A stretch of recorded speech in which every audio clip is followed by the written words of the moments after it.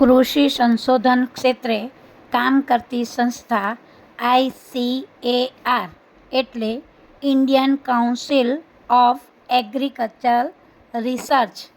બીજી સંસ્થા છે DARE department of agriculture research and education. ભૂમિગત જળનો ઉપયોગ પીવામાં, ઘર વપરાશમાં, સિંચાઈમાં અને ગંદકીના નિકાલમાં થાય છે.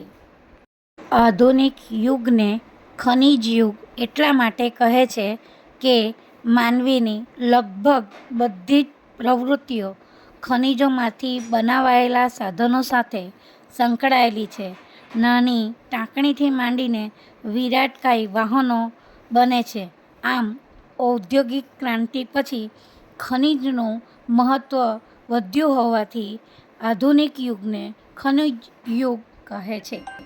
લોખંડના પ્રાપ્તિ સ્થાનો છે કર્ણાટક, ઓરિસ્સા, ઝારખંડ, આંધ્રપ્રદેશ, ગોવા, રાજસ્થાન, તમિલનાડુ, મહારાષ્ટ્ર, મધ્યપ્રદેશ અને અસમ છે.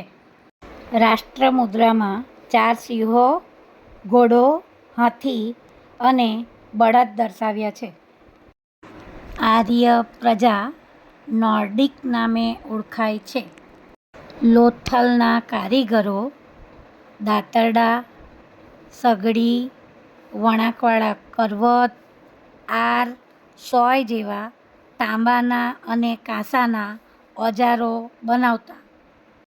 હડપ્પાના લોકો માટીના વાસણો પર ફૂલછોડ અને ભૌમિતિક રેખાંકનોની ભાત પાડતા.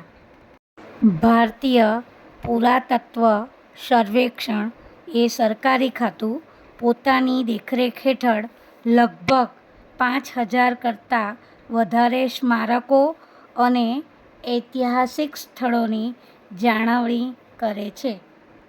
શિલ્પ એટલે પોતાના કૌશલ્યને કે આવડતને છીણી હથોડી વડે લાકડા પર કે પથ્થર પર કે ધાતુ પર ડિઝાઇન કે મૂર્તિ બનાવે તે કલાને શિલ્પ કહે છે.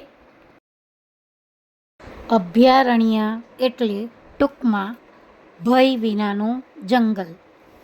જેના માટે વિનાશનું સંકટ હોય તેવા વન્ય પ્રાણીઓના સંરક્ષણ અને સંવર્ધન માટે સુરક્ષિત કરાયેલો વિસ્તાર.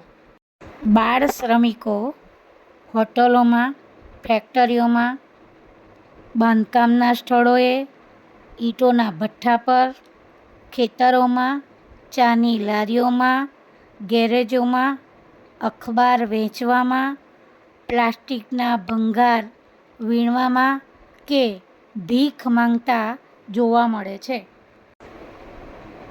મુંબઈ પ્રાકૃતિક ઇતિહાસ સમિતિની રચના ઈસવીસન 1883માં થઈ તે પર્યાવરણ અને વન્યજીવોનું સંરક્ષણ કરે છે.